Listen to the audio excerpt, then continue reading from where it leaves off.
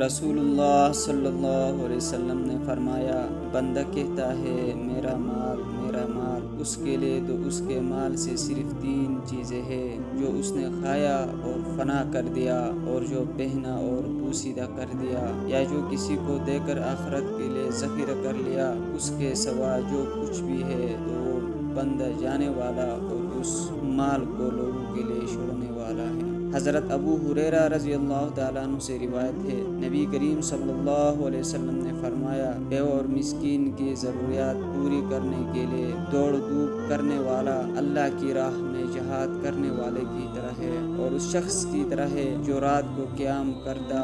اور دن کو روزہ رکھتا ہے۔ رسول اللہ صلی اللہ علیہ وسلم نے فرمایا، میت کے ساتھ 3 چیزیں چلتی ہے، 2 تو واپس آ جاتی ہے، صرف ایک کام اس کے ساتھ رہ جاتا ہے۔ اس کے ساتھ اس کے گھر والے، اس کا مال اور اس کا عمل چلتا ہے۔ اس کے گھر والے اور مال تو واپس آ جاتے ہیں، اور اس کا عمل اس کے ساتھ باقی رہ جاتا ہے۔